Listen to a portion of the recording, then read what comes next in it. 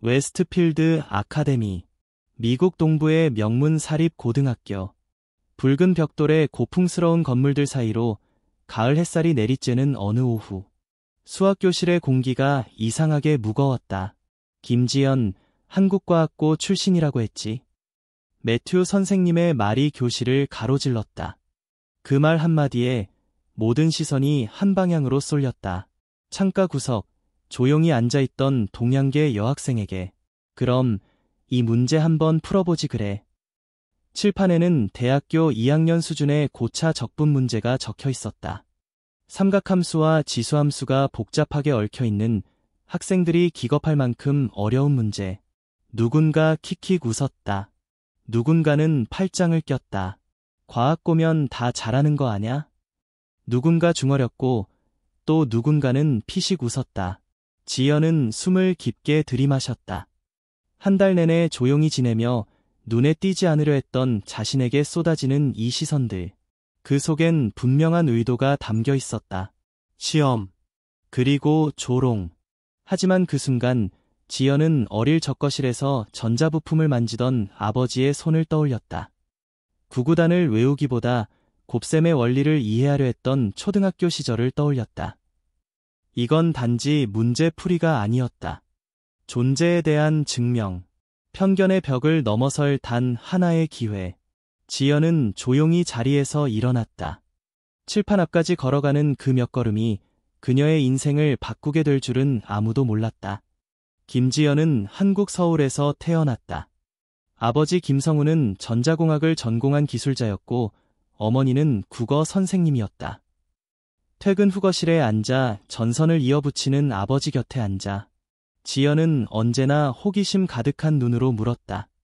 아빠, 이건 왜 이렇게 연결해요? 전기가 흐르는 길을 만드는 거야. 수학처럼 정해진 규칙을 따르지. 그날 이후 지연에게 수학은 단순한 과목이 아니라 세상의 질서를 설명하는 언어가 되었다. 꽃잎의 개수, 나비의 대칭, 건물의 비율, 모든 것에 수학이 숨어 있다는 걸 지연은 어릴 때부터 느끼기 시작했다. 초등학교 2학년 때 구구단을 외우지 않고 곱셈의 구조를 이해하려던 모습에 담임 선생님은 그녀에게 수학 영재 교육원을 추천했다.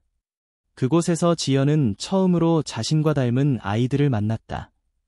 누구보다 빠르게 깊이 있게 사고하고 질문하는 아이들. 지연은 그 안에서 자신만의 길을 찾아갔다. 중학교 3학년.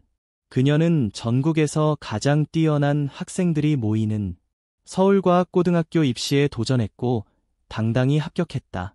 입학 첫날 교수급 선생님들이 직접 수업을 진행했고 고등학생임에도 대학 수준의 연구에 참여할 수 있는 기회가 주어졌다. 지연은 1학년 때부터 한국과학기술원의 수학연구소와 연계된 심화 프로젝트에 참여하며 논문도 공동 집필했다. 그녀에게 수학은 경쟁이 아니라 탐구였다. 답을 맞히는 것이 목적이 아닌 과정에서 아름다움을 찾는 언어였다. 그러던 어느 날 아버지의 미국 지사 발령이 결정되었다. 모든 것이 갑작스러웠다. 서울과학고에서의 시간도, 연구도, 친구도 모두 뒤로 한 채 가족은 미국으로 이주하게 되었다. 이민 초기 지연은 말문이 막혔다. 수업 내용을 알아들을 수는 있었지만 자신의 생각을 말하는 게 어려웠다. 학생들은 그녀를 조용한 아시아인으로 여겼고 교사는 그녀의 실력을 판단할 기회조차 주지 않았다. 하지만 수학만은 달랐다. 기호와 구조, 패턴은 국경을 넘었다. 지연은 여전히 문제를 풀고 증명하고 어떤 이론이 아름다운지를 고민했다. 웨스트필드 아카데미에 편입한 첫날, 그녀는 결심했다.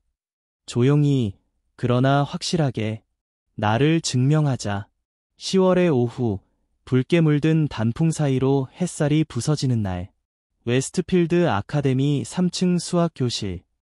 20여 명의 학생들 사이에서 지연은 조용히 노트를 펴고 있었다. 정돈된 필체로 정리된 수학 공식들. 그녀는 오늘도 누군가의 시선에 들키지 않도록 조심스러웠다. 하지만 그날은 달랐다. 자, 오늘은 좀 특별한 문제를 준비했어요. 매튜 선생님의 말에 학생들의 시선이 칠판으로 향했다. 그는 키가 크고 마른 체형의 베테랑 교사였다.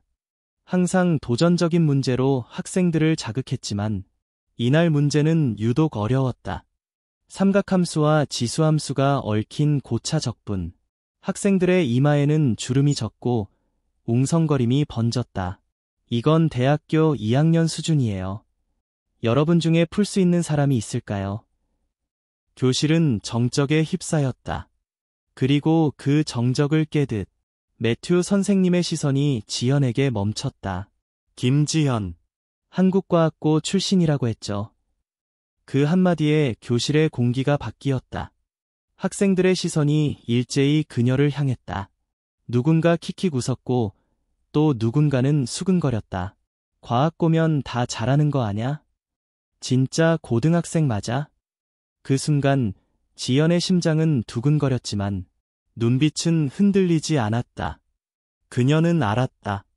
이건 단순한 문제풀이가 아니라 인식에 대한 도전이라는 걸. 그럼 이 문제 내가 한번 풀어보지 그래. 매튜 선생님의 말투는 도전적이었고 학생들의 표정엔 묘한 기대와 조롱이 섞여 있었다. 지연은 천천히 자리에서 일어났다. 칠판 앞까지 걸어가는 동안 서울과학고 시절 함께 고민했던 문제들, 김 교수님의 조언, 밤새도록 고민했던 수식들이 머릿속에 떠올랐다. 그녀의 손에 분필이 쥐어졌다. 지금 이 순간 나는 그들이 쌓아올린 편견의 벽 앞에 서 있다. 하지만 내 손끝에 놀리는 그 벽을 부수는 물줄기다. 지연은 천천히 첫 번째 수식을 적기 시작했다. 또박또박, 단정하게. 그녀의 손놀림은 마치 오랜 악보를 연주하듯 자연스러웠다. 학생들의 웅성거림은 점점 잦아들었고 교실은 다시 정적에 잠겼다. 그들은 몰랐다. 그 순간 그들의 인식이 조용히 무너지고 있었다는 것을. 문제를 푼 데 걸린 시간은 정확히 3분이었다. 지연이 마지막 수식을 적고 돌아섰을 때 교실은 숨을 죽인 듯 조용했다. 답은 이렇게 나와요. 그녀의 목소리는 평온했고 칠판의 수식은 아름답게 정리되어 있었다. 매튜 선생님은 다시 한번 풀이 과정을 바라보았다. 정확했다. 그리고 무엇보다 우아했다. 이걸 어디서 배운 거지? 서울과학고에서요. 지연은 조용히 대답했다. 대학교 교수님들이 직접 강의해 주셨거든요. 이런 유형은 1학년 때 배웠어요. 그 순간 교실의 분위기가 바뀌었다. 조롱은 사라졌고 경외가 피어났다. 그녀를 향한 시선은 더 이상 동양인이 아니었다.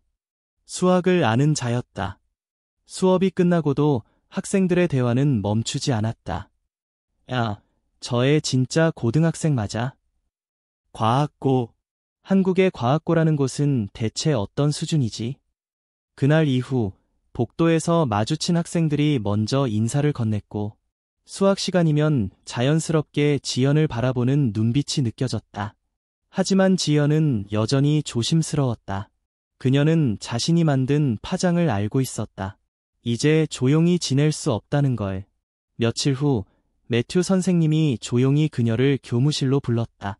지연아, 잠깐 이야기 좀 할 수 있을까?